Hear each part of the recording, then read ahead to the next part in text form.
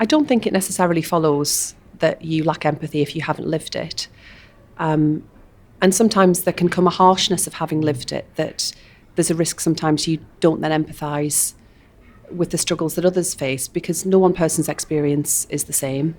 For me, it's about not pulling up the ladder behind me, but about providing opportunities for the people that come next. And I think that's as true in politics, where, particularly for women, the advances and the struggles that others had, Harriet Harman, for example, has made it easier for people like me. And, she was always focused on providing better opportunities for the next generation of women that are coming through. But I don't think you have to have lived poverty to care about it.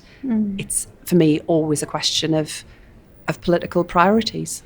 We wanted to start by talking to you about the area you grew up in. So you once said there was a sort of air of decline about the place. It was Washington, a town near Sunderland, a terraced house. Just describe the neighbourhood. What did you mean by that sense of an air of decline? So I grew up in a terrace street, as you say. It was railway workers' cottages. So there was a railway line that ran at the bottom of the road, but that closed in the early 90s. And across the road, there'd been offices associated with a chemical works, an insulation company. And they'd closed the offices, they'd flattened the land, so it was just wasteland across the way. The street itself was pretty run down. The houses were not in great shape. It wasn't a desirable place to live. People didn't want to be there. And the houses themselves were in pretty poor condition. So we had no upstairs heating. The windows were pretty rotten. I would go to bed in the winter fully clothed because it was so cold. There was no heating upstairs. And it just felt like an area that was on the slide, and increasingly crime was on the up.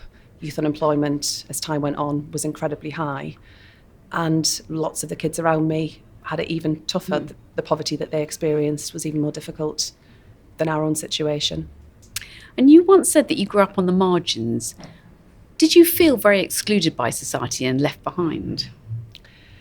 I always felt a bit of an outsider because my mum was a single parent and she brought me up on her own. And that was quite unusual then. So it was only when at school my friends' parents started divorcing that there were other children in the same situation as me. But it was in the 80s, there weren't as many single parent families. And there was always a sense for me of judgment, that we were judged, we were a bit different. We didn't fully fit in. And my grandparents had come over from Ireland. My grandma had come over in the 50s to train as a nurse in the northeast, and my granddad's family had moved over to Glasgow in the 20s. So we weren't part of those big families that lived locally. It was a very close community, mining community. Everyone knew each other, and lots of the families were very close, big families. We weren't a part of that. And then to add to it, there was just me and my mum, and we were on our own, and she wasn't working. And it must have been really tough at times. Did you actually go hungry, or did your mum always make sure that you had enough to eat, even if she didn't always? She always did her best to shield me from all of that as much as possible. And I had a very happy childhood, a very loving family. My mum was amazing. My grandparents had a big part in my life too. I know lots of the children in the street had it tougher, and many of them were frequently going without food. My mum used to take it upon herself to often look after those children and try and feed for them, and give them a good start. She is a very caring, compassionate person. It's only now that I look back that I reflect on just how unusual some of that was. At the time, it was just how things were. It was what we experienced. I didn't know anything any differently. And as time went on, our circumstances improved. My mum was able to work when I started school, and that made a big difference. But it's only with hindsight, really, that I look back and think that's not a childhood in terms of the poverty that I would want for children. But that happiness, the friends I had in my street, actually the independence that we had as children, we could, until things started to get tougher in terms of the crime, we could play out the back happily, we could play on the front street. There were no cars, nobody could afford a car, but it meant that it was quite safe, and it was a nice place for children to play and to be independent. And was your mother worried when you went to school about things like school uniform and school meals, and did that all add up then? Could you see that she was struggling with that? And what about books? Did you have books in the house? we always had lots of books and newspapers, and my granddad was the same. There was always a huge pile whenever I'd go to their house, and they didn't live very far away. A massive pile of newspapers, a massive pile of books, and he'd be giving them to me and teaching me algebra and showing me poetry.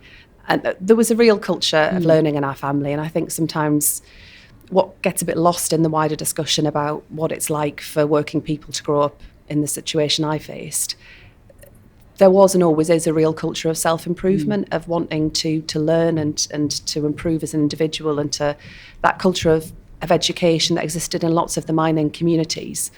And when we would go to Labour Party meetings, it was in the Miners' Welfare Hall, which had a library and had a focus on adult learning. That had been a big part of what the miners had organised themselves so that they could get on in life as well.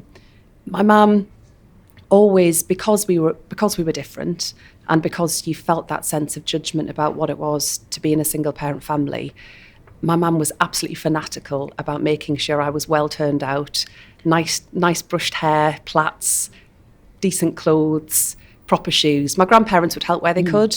They weren't big earners themselves, but they would buy me school shoes, help out as much as they could. But my mum was absolutely fanatical about making sure that I was well presented. And what about your dad? You knew who he was, didn't you? But you didn't have any contact with him. How did that work? Did you feel angry with him, or did you ever see him? So my dad left when my mum was pregnant, so I never met him. He had no involvement in my life at all. He gave us absolutely nothing financially.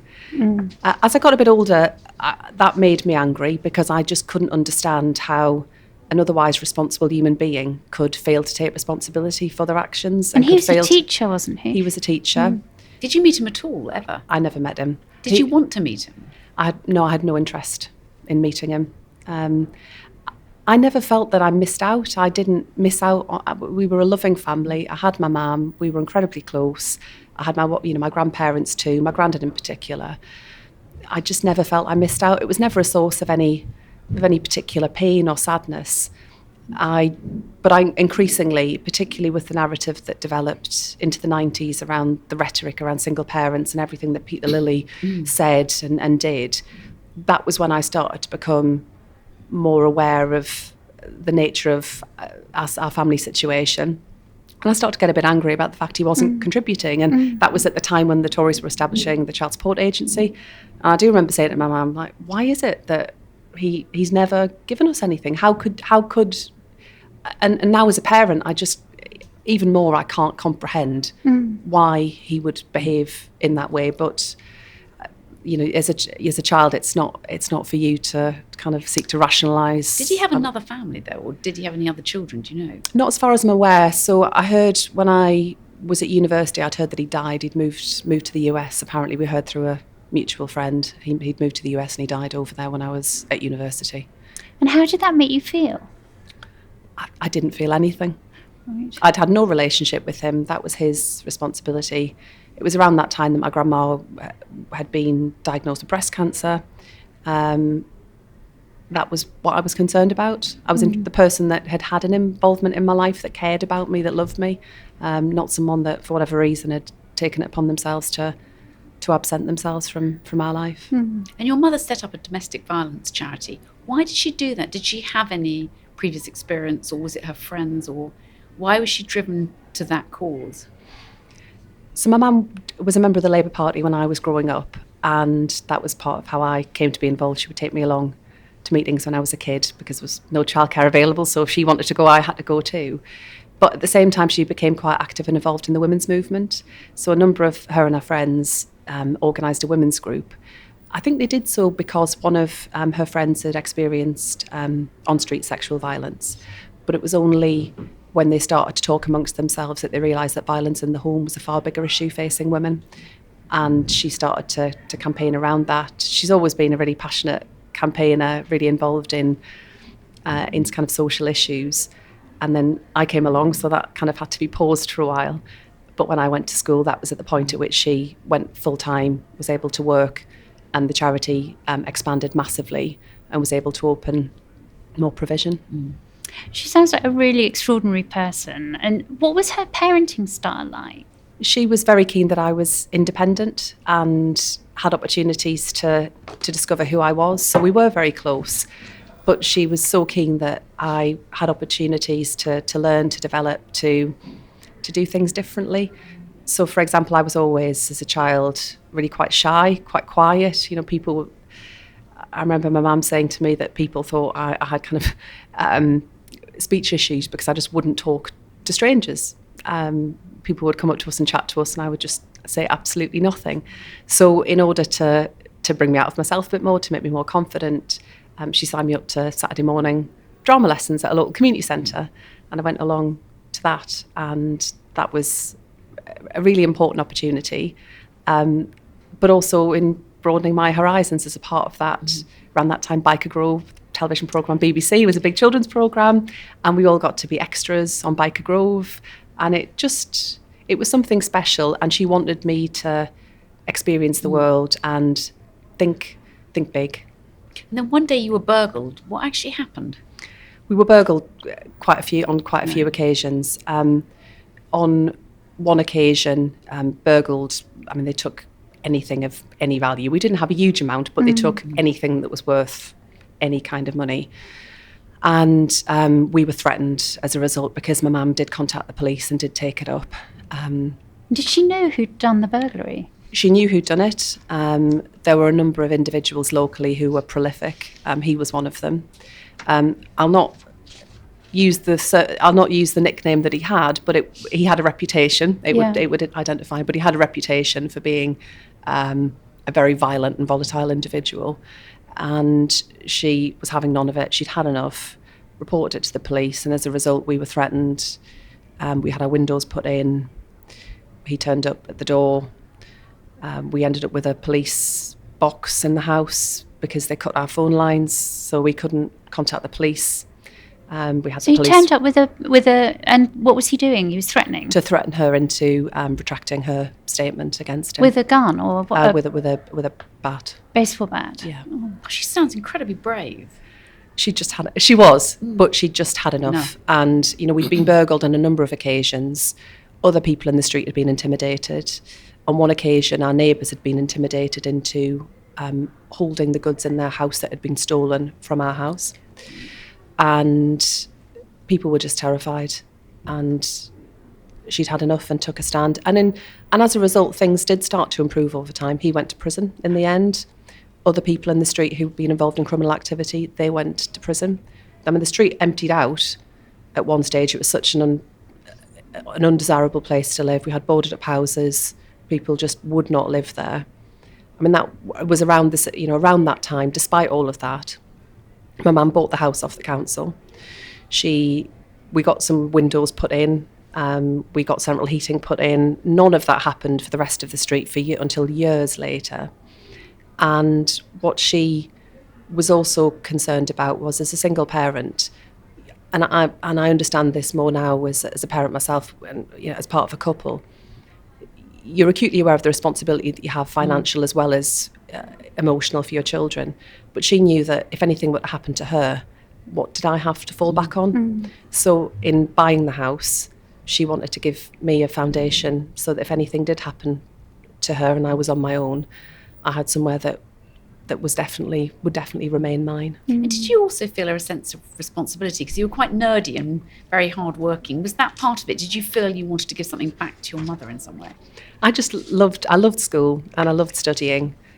We had lots of fun, and I always had lots of fun at school as well as studying hard. But it was about what I wanted to achieve, and she was always clear with me that she didn't want to push me in a particular direction. She just wanted me to work hard, find what I loved, and develop. And that's what I want for children now. I don't think it's about saying there is a particular path. It's about every child finding what they're good at, what they excel at, what makes them happy, and making sure that there are opportunities for children across the country to have those kinds of experiences. And you taught another little girl to read, didn't you, at primary school? What happened? How did you realise she was struggling? So there was another family in the street, and we were really close to them, and I'm still in touch with Michelle today. She won't mind me mentioning her. And they had it pretty tough, and we were really close friends. She was a little bit older, and I was a prolific reader when I was a child, and she struggled, so I used to sit with her and I would help her to learn to read. They went to a different school that was my primary school was good. Their primary school was not a great place to be, and they clearly weren't getting the support at all, or the teaching in the school that they needed. And what age were you when you realised that education might be a way out, a way to sort of move and progress? Did you have a sense of that when you were at school? It was always just there in the background, from my mum, but also from my granddad in particular. So he'd grown up in Scotland. They'd moved over from Ireland to Glasgow. His dad had died when he was young, and they'd had to move around a bit. But the thing that he always taught me, the first thing he was made to do as soon as he was old enough, was to go and join the local library by his older sister. And the importance of reading, the importance of learning, it was just always there in the background. I just knew it was important, but it was how you got on in life. Did you feel sort of proud to be a girly swart? And in a way, when that's used as an insult by Boris Johnson or David Cameron, or do you think that's a sort of a sign of luxury, that they have the kind of luxury to be able to do that? I think everyone should be encouraged to find what they're good at and to learn and to think. And that kind of dismissive attitude of others' achievements, I don't like it. And not everyone finds that the academic route is right for them. For me, I loved it, and I loved school, and I loved sport, I loved music. It was a range, and I want all young people to have that breadth of experience and that rich education. I was a quite serious child at school, and worked hard. You were offered a chance to go down to Oxford to see what it was like. Why did you turn it down? So I would have done it in all likelihood. I would have gone. I hadn't quite got around to signing up for it. But the deputy head teacher, Mr. Hurst, who was a very fierce character, sent a message to me in my class and said he wanted to see me in his office immediately. And like, when Mr. Hurst wanted to see you, that meant something.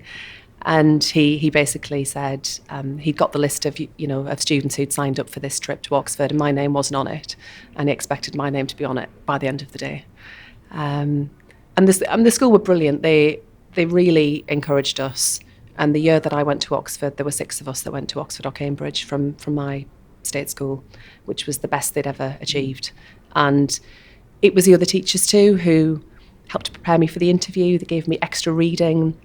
I started out studying history and French, and they gave me extra French grammar to learn and extra reading material and all kinds. I mean, they were amazing, absolutely amazing people. So what was it like when you got there? Did you feel like an outsider? Did you feel different to some of the other students? You did. I didn't ever feel that I felt I had just as much right to be there as everybody else. What I found different was just how middle class it all was. It was less that it was full of very rich people. It was more that it was just people from very comfortable middle class homes who would talk about skiing holidays and they would ask you, for example, which school you went to. And I remember saying, I can tell you which school I went to. I absolutely guarantee that you will have never heard of my school. Not only had they never heard of the school, they never heard of the town I was from. And then I would say, well, it's kind of between Sunderland and Newcastle. Oh, right, okay, yeah. And, various kind of jokes about it being grim up north, and, had the electricity reached the north and this kind of... And it was done in good humour, but it does make you just think, it makes you feel a bit distinct from some of the others. Did it make you much tougher, though? It made me more determined to succeed, because I was absolutely going to prove people wrong. So what about now? Do you still feel like an outsider? Because in a way, Westminster's another version of that, with all kinds of assumptions.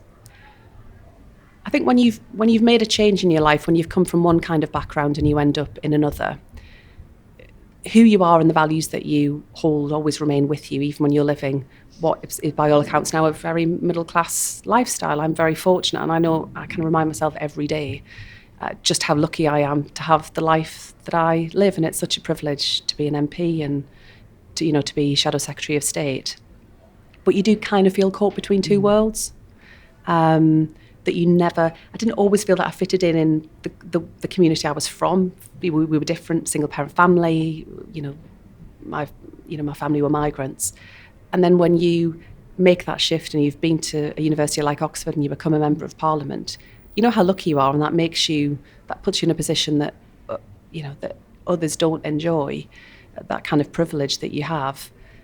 But at the same time, you don't ever fully feel part of that world either. Mm. And do you worry that journalists and the media talk about the red wall and sort of dump everyone together from the north in that way? Do you feel that actually in some ways that's an insult, that they're all going to vote the same way and they're all quite gullible? The caricatures around what people call the red wall and what voters want in life drive me absolutely mad, because I think it's very one-dimensional. I think it imagines that it imposes a certain kind of worldview, particularly on working class people, that somehow they don't want better for their kids. And I think we've seen some of it this week around the discussion around university and what university's for and who ought to be going to university, that somehow it's not for other people's kids, when actually some of the most aspirational, ambitious people that I've ever met are people that live in council houses like the one I grew up in, who want the best for their kids. And university might not be the choice that their children will make, but they certainly don't want politicians telling them that it's not for their children. And I think the wider caricature that somehow working class people aren't able to have a diverse range of interests, that you can't be from a house like mine or a community like mine and love music. Like, I played the violin, I love playing the violin. Like, you can't, that somehow you might not love poetry or history or English.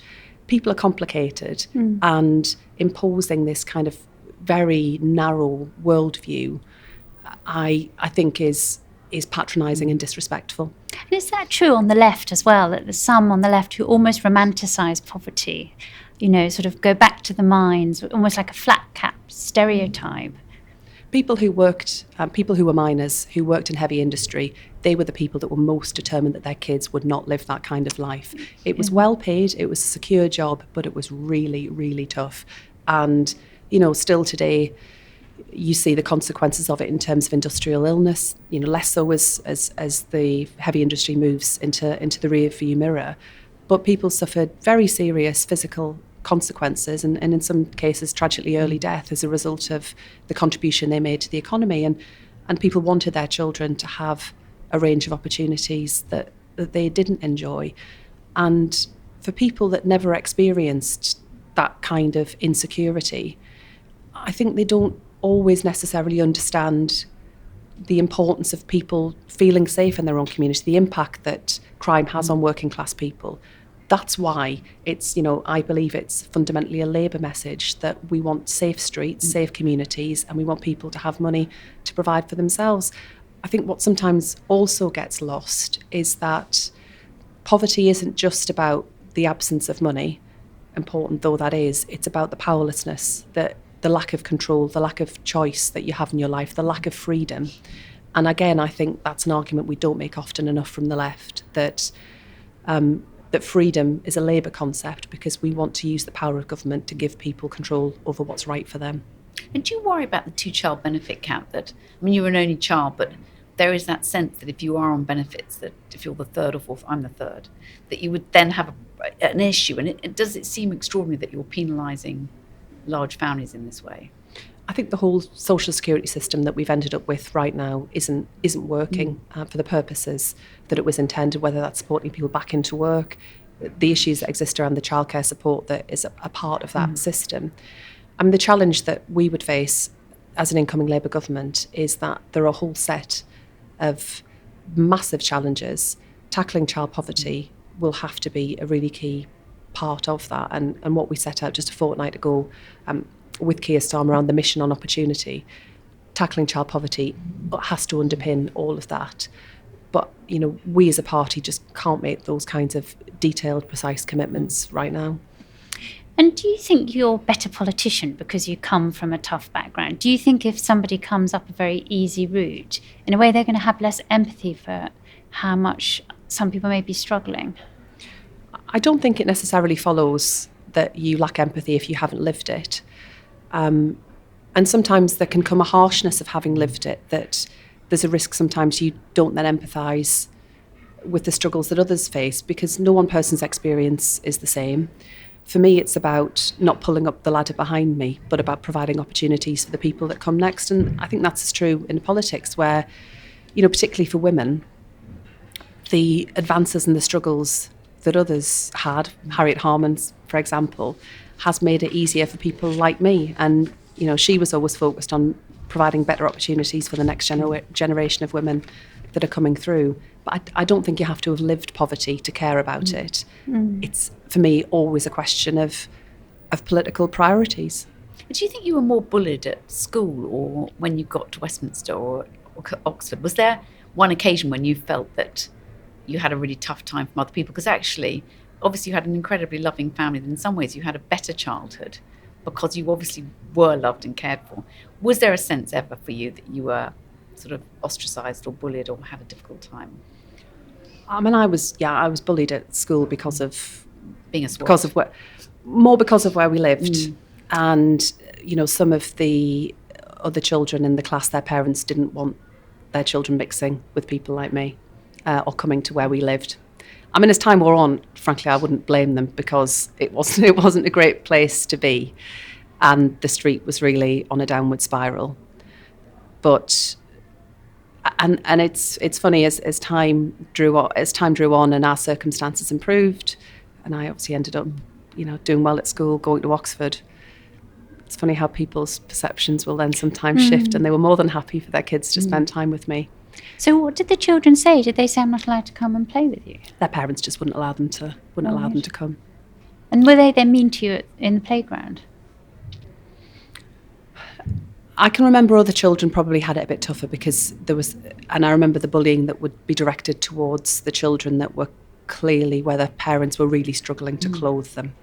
Yeah. And they were dishevelled and their families were really struggling. Again, that was part of why my mum was absolutely determined that I would be well turned out and, it would be obvious that would be the case.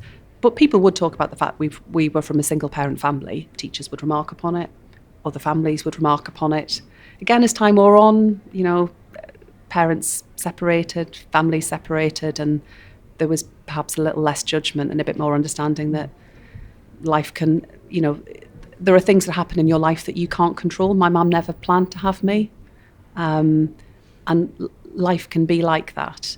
And sometimes when we use the term social mobility and we talk about people's experiences through life, it's somehow seen as you're always on the up and things continue to improve and to improve. Actually, people can face hurdles along the way, and sometimes things can get worse before they get better, or something can happen in your life that completely transforms and changes the direction it would take. And I think recognising that it's not simply about what happens to the individual, but how as a society we can have better structures in place to support people when that does happen, because it can happen to us all. Mental ill health, unplanned children like me, losing your job, losing a partner. No one should kind of experience serious hardship because of that kind of change. And does your mother still have the same house? She's only just recently moved, so she'd lived in that house from the late 70s, so she'd been in there a little while when I was born. And it's only in the last couple of months that she's moved. And has that area changed? It's completely different. So it's a nice place to live now. When I finished university, I moved back. I moved back in with my mum briefly, but actually I bought a house on that street. The first house I bought was in the same street, and it was a lovely place to live. And across the way now, there's the old wasteland has got flats, houses. It's a big new build housing estate just under that old railway line, and it's so different. Did you feel when you were growing up that almost your mum had chosen to have you because it was it was quite an unusual thing to be in that situation, or did you feel abandoned by your dad? Was it a mixture? I never felt abandoned by him. I was loved and supported by the family that mattered, and what it did teach me was that sometimes it's important to appreciate what you have and not yearn for what might have been. And looking at something like free school meals, would that have helped if everyone has a free school meal? Because then you're not as ostracised at school if it's about money. Or do you feel that quite strongly now with Labour, that you want to make sure that everyone feels they have the same sort of start? So I had a period of time on free school meals as a child until our situation improved. I mean, the stigma is schools have managed to address some of that stigma now, particularly with the way in which payments are made, so that we're not identifying children where that meal is being provided for them by the government effectively rather than by their parents. I think given, and I'm sympathetic to the arguments that people make about wanting to provide healthy meals at lunchtime. But what I've set out around universal breakfast clubs in every primary school, I think addresses both the urgent need that lots of families are facing around simply providing for their children, but alongside that, the benefits that come of improved academic outcomes, improved attendance at school, but also support for families, because the pressures that they will face around dropping off children, turning down work, all of that, I think, will be made a lot better with breakfast clubs in all schools. And in a very, with the wider backdrop of an economy where there isn't any growth, basically no growth, and, absolutely damaged public finances, we will have to make really difficult choices about what we can and can't prioritise. And I think there is a wider question about whether free school meals for all children ought to be prioritised over, say, for example, additional support for children with special educational needs or disabilities, or wider support around mental health, which is an enormous challenge at the moment for lots of young people. So there are lots of pressures on the system that will need addressing. And I would love to fix it all overnight, because every time I visit a school, they tell me about all the things they want to change, and I want to make it happen. But at the same time, even when you set aside the cost of that, the degree to which any system can cope with massive overheaval, given the fragile nature of the system we have right now, it will just take time for change to fully come through. Although I am, having spoken to people like David Blunkett and the period of time that he had as Shadow Education Secretary in the run-up to 97, if we win the next election, I want to hit the ground running and start making an impact from day one. The Independent Schools Council say you're chippy. Do you think you are? Or would you wear that as a badge of honour in a way? If chippy means that you want the best for all kids and you want working class kids to succeed, then absolutely I'll take that badge and I'll wear it with pride. I find it incredible that in this day and age people would use that as a slur against someone else, but I am absolutely resolute in wanting to deliver the best for kids in our country, and people can say what they like. And you want to remove the tax breaks from private schools. Do you think that looks like class warfare, or do you think actually you can explain it, and is it the only fair way to address social balance? I just don't think their tax breaks can be defended. I just don't think it's justifiable. I don't think the arguments that they make in order to defend it really hold much water. And given what we could raise, and the Institute for Fiscal Studies have backed up the fact that our figures around this are fiscally credible, we could raise that money and we could use that in addressing the really challenging circumstances we're facing around teacher recruitment and retention. So 6,500 new teachers, better mental health support in our schools and better support for our teachers. And I think the evidence is clear about what we could deliver. Again, in the run-up to 97, Labour had a commitment not a million miles away from this around removing assisted places and phasing that out. I think that's the logical extension of the work that began under the last Labour government. And so do you think it's immoral to send your children to private school because you're separating them out? Do you worry that it looks like you're sort of criticising aspirational parents who are trying to do the best for their children? I know all parents want what's best for their children. I would never criticise an individual parent for seeking to do what's right by their children. I think this is a relatively modest and straightforward way we could raise additional revenue to put into state schools. I think what sometimes the nature of the discussion sometimes suggests that only those who send their children to private school are aspirational or ambitious for their children. Actually, the majority of parents who send their children to state schools in big numbers are aspirational for their children. I'm aspirational for them. I want the best for them. I want them to have all of the best that modern Britain can offer. What I would say private schools do well, and I think what I want to see happen within our state schools, is that breadth of curriculum, the opportunities to to develop as a person. When I'm kind of travelling around and I see the adverts for these private schools, and you'll see young people playing sport and music, and they'll talk about the wide range of opportunities that exist. I can see why parents look at that and think, actually, that sounds wonderful. The challenge is to deliver that in all of our state schools. And I want parents to think that state schools are so wonderful and their children will get all of that amazing experience without having to even consider a private school. And does it worry you that so many MPs do send their children to private school? They then don't understand. Would you ever send your own children to private school? It's not a choice that I would make. But again, I think it's for individual parents to do what they believe to be right by their children. I won't criticise individuals for the choices they make. And you don't always know the circumstances behind those decisions either. But personally, I think our state schools and the staff within them do a brilliant job. I want them to be better supported. I want them to continue to raise standards. I want the absolute best for all of our children, especially those for whom education will be life-changing. At your children's school, do they worry when you turn up at the door? You've got the shadow education secretary, they suddenly will have to behave. It's obviously over time as they've seen me a bit more on the television or they've heard me on the radio, people are more keen to chat about what they think is important. But the staff where my children go to school, they're usually they're far too professional and far too focused on managing the other 30 kids that they're responsible for to be hassling me.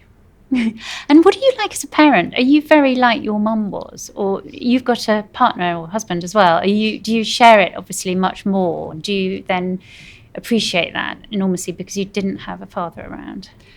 I recognise now just how big a responsibility it must have been to raise a child on your own, and I couldn't do this job without an incredibly supportive and understanding husband, because the life of an MP is a very peculiar life at different times. And in this role, I do spend a lot of time travelling the country now and meeting with college leaders, visiting universities, nurseries, and it's time consuming. So, but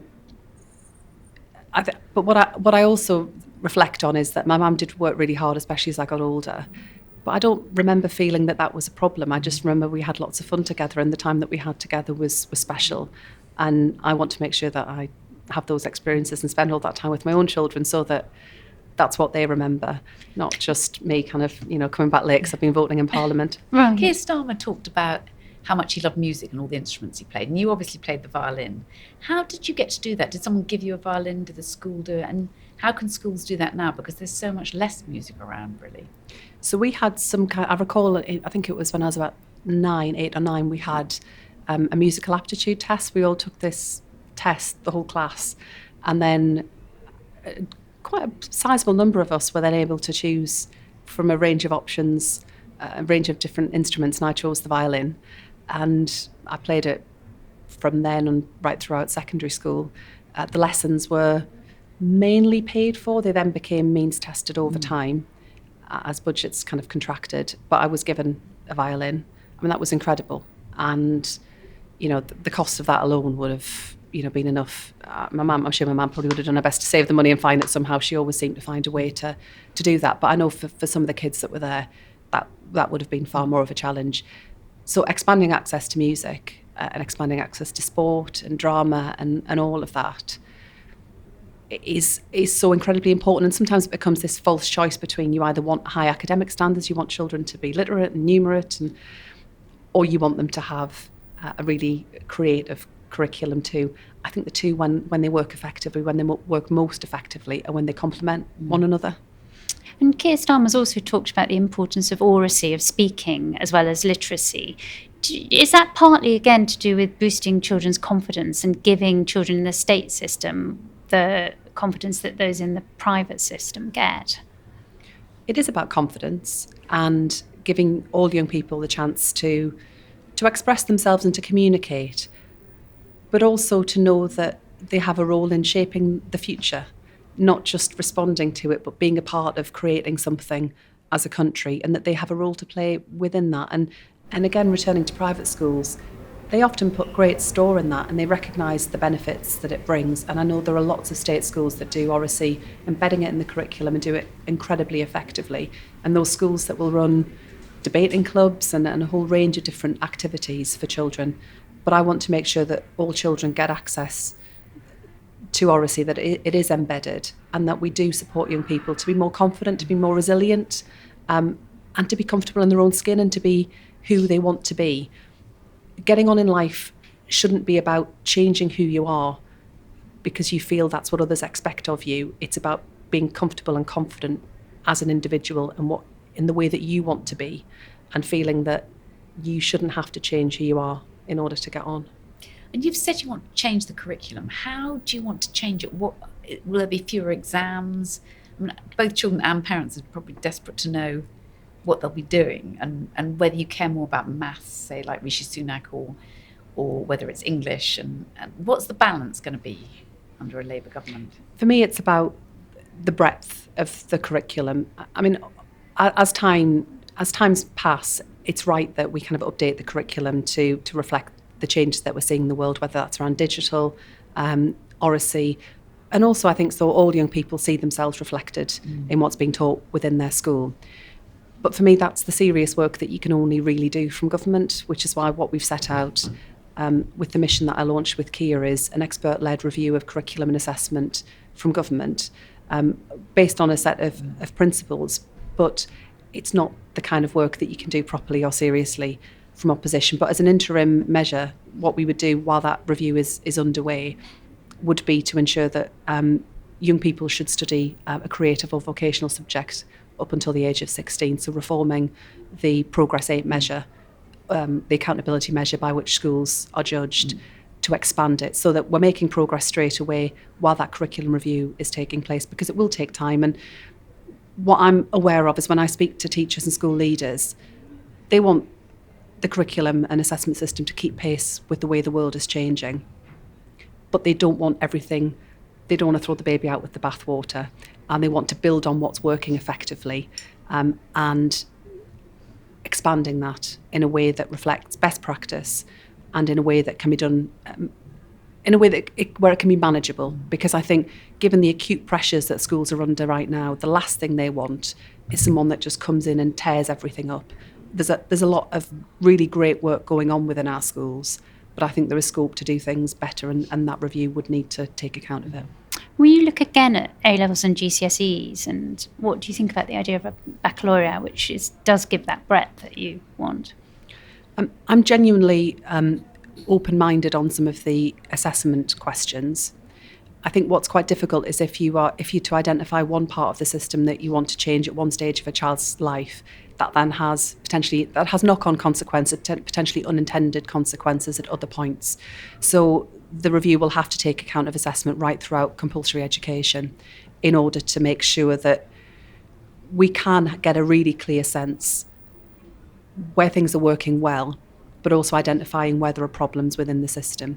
And what I've set out around reform of Ofsted in particular is about identifying earlier, at a much earlier stage, where there are serious problems that need addressing, but also making sure that we're capturing in a much deeper and richer way what schools are doing well, but also at those areas for improvement, and actually putting in place the mechanisms by which improvement can happen.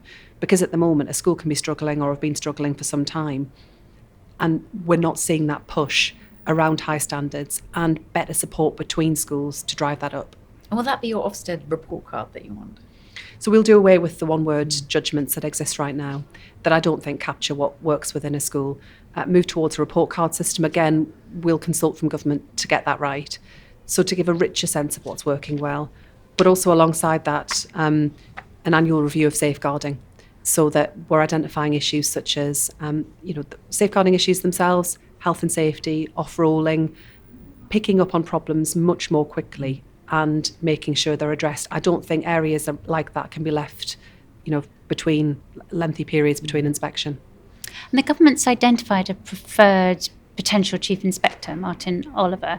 Will you keep him in place if he's appointed, or do you worry about some of the history of exclusions at schools he runs? I mean, the process is still underway, and we haven't, as I understand it, had a formal announcement.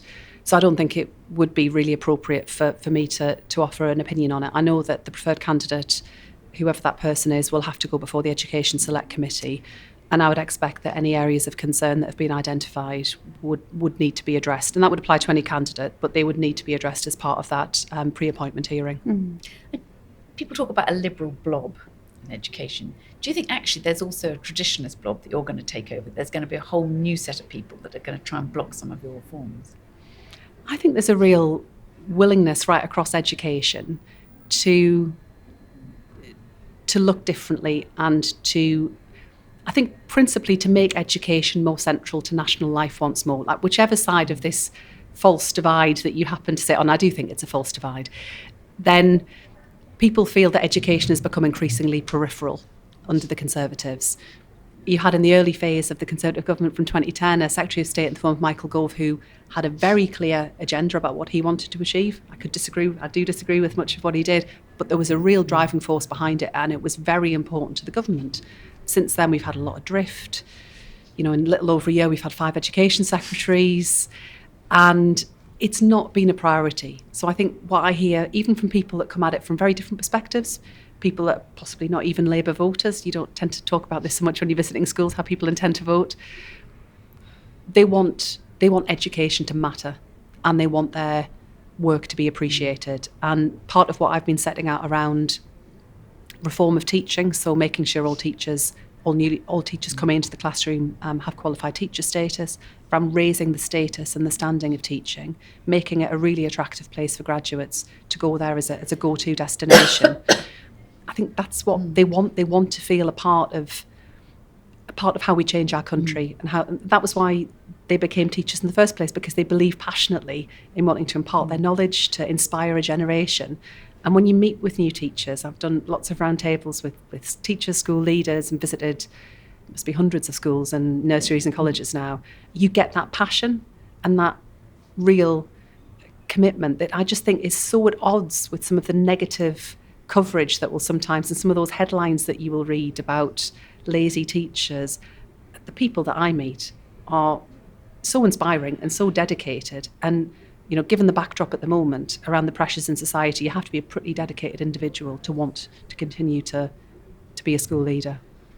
And some people say that the traditionalists say that there's it's dumbing down if you introduce more skills into the curriculum rather than just knowledge. How are you going to make sure that doesn't happen? I just reject that idea that somehow you have to pick a side. I just think it's a false binary to say it's knowledge or skills. I think the best systems can capture both effectively. There are tensions within that, and that's why that curriculum and assessment review that we would undertake from government would need to address those challenges. Okay. And do you think there's a sort of element of some schools where you're not allowed to speak when you walk around the schools, and it's very traditional and very strict? Is that coming back, and is that a good idea, or how strict was your school? My secondary school in particular, had very high standards, and they expected the best from us, and there were clear expectations around uniform and behaviour and conduct. But alongside that, there was also a real sense of the value and worth of every individual, that we all had a contribution to make, that we all had different talents, we all had things that we could succeed in, where we could thrive. And I think it's about capturing that. And individual head teachers will have their own approach, and it's for parents to decide whether that school is right for their child. So do you like the silent corridors? Because it seems at odds with the idea of oracy. I don't, I'm not really sure. I think part of where we've gotten to a bit of a mess in education in recent years is secretaries of state and education ministers using anecdotes from their life experience, and hopefully I haven't fallen into that too much myself, to inform what they think schools should be doing. I'm not a teacher and I'm not a school leader, and I believe that teachers and school leaders should be given professional agency to determine what works best in their in their individual school and in that context. And behaviour is a really important issue within school. I think it is more than possible to support young people to be ambitious, confident, young people who've got really strong communication skills whilst maintaining high standards around behaviour. And behaviour is sadly an issue that comes up a lot increasingly when I visit schools. I think partly because of some of that unaddressed need around mental health, growing numbers of children whose special educational needs are not being properly supported within their school because of the wider pressures within the system. And also coming out of the pandemic, it's been a really hard time for a lot of young people. And schools just kind of feel on their own dealing with lots of wider societal challenges. And that's why, for me, whilst within a school, teaching is the most effective way, I believe, that you drive up standards. Having brilliant teachers who are properly supported is the most effective way you get better outcomes for children. I don't believe we can expect schools to solve every social problem, and that's where government comes in. And what about when the children want to socially transition at school? That's become such a difficult, tricky topic. Where do you stand on that? Do you think they should be able to, and should their parents know what they're doing at school? I would just really like us to take a step back from where we've got to around this, because for me, the starting point has to be young people's well-being. And I think we're losing sight of that. And it is becoming all about disputes between government ministers. It's becoming a highly politicised, headline-grabbing issue, when at the heart of this, you're talking about children that may well be experiencing distress, that want to be supported. And it's a question of their well-being. I know that school leaders in particular are finding it difficult at times to navigate this issue. That's why I do think it's right we see guidance from the government. As I understand it, that's, again, further delayed. So they tell me they want the clarity around that. I think they are right. But I do... So what would you say if you were in power? Would you say that children can choose which loo to use, or which uniform to wear, which changing room?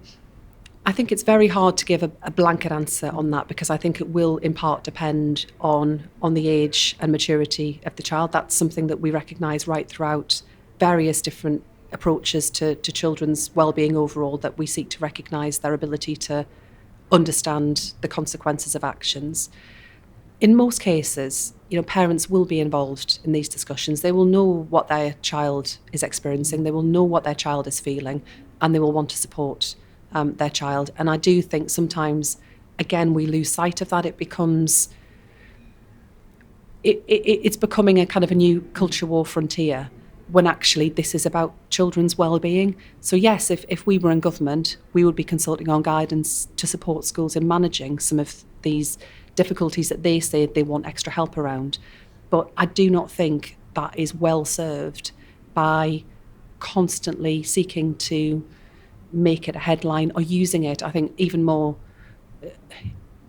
what I find even more insulting is the way in which it is sometimes increasingly being used as a means of political posturing or positioning within the Conservative Party. This is, for me, about children.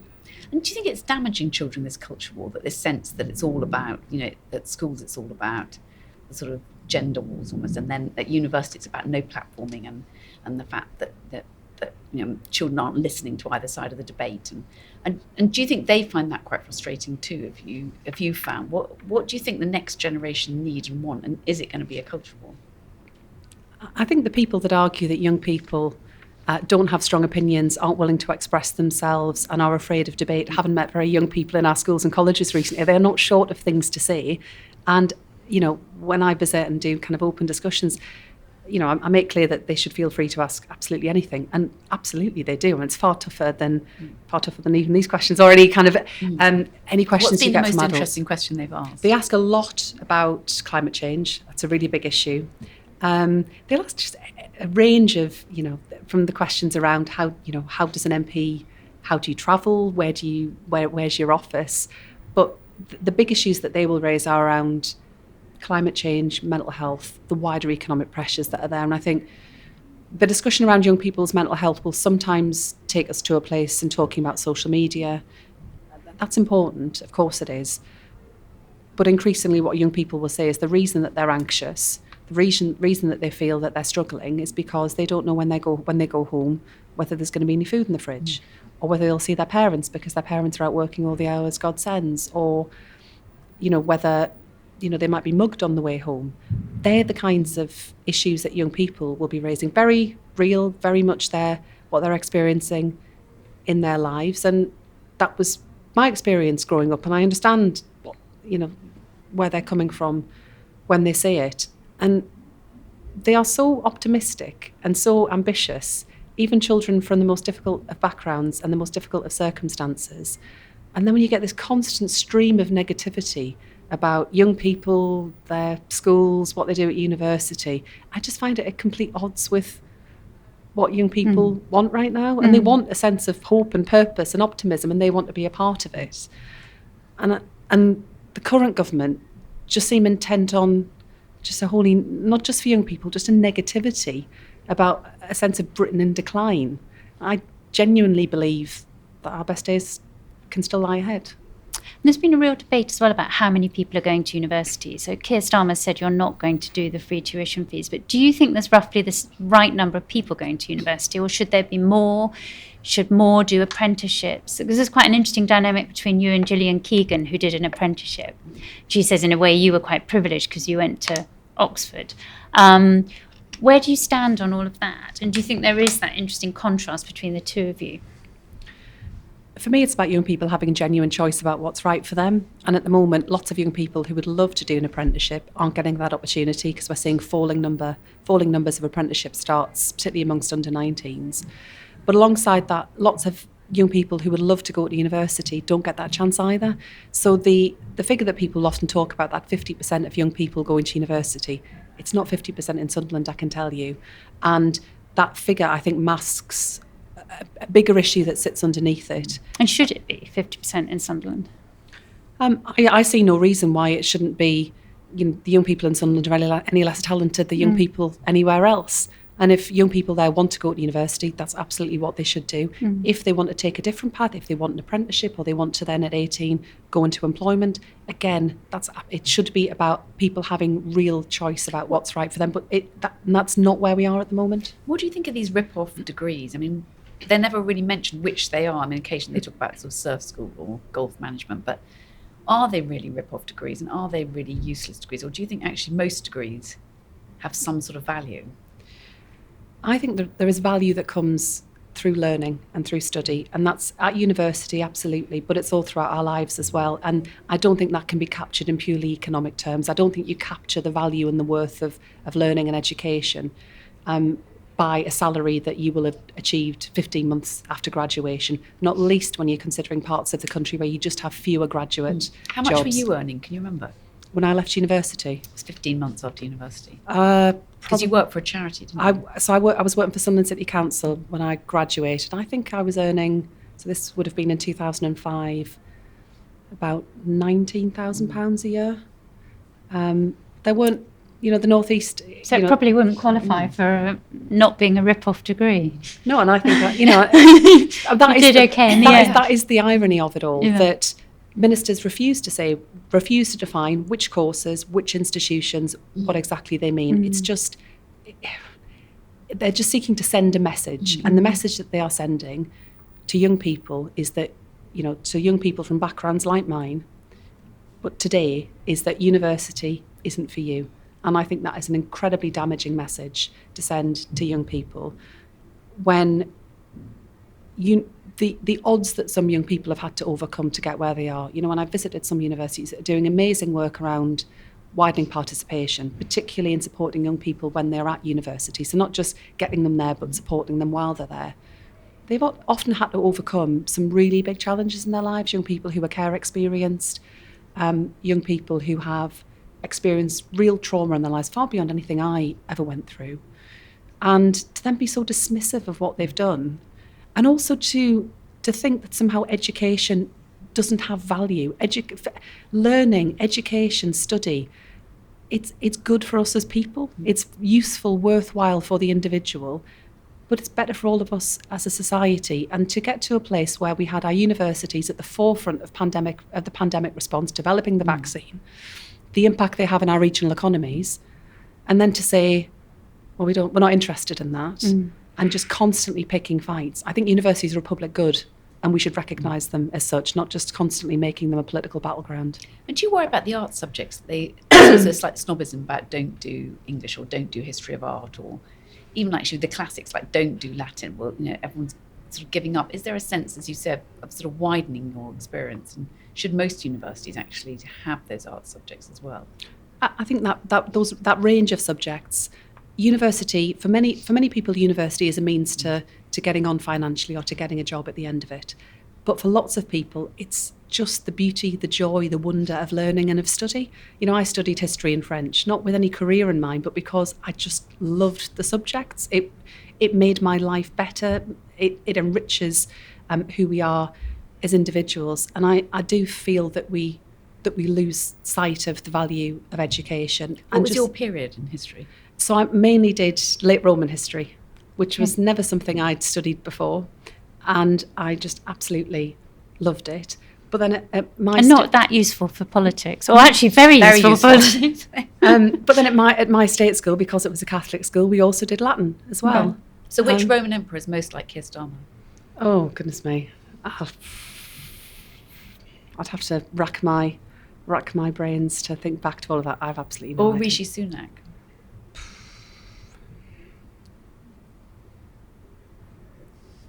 No, I'm going to struggle on that one, sorry.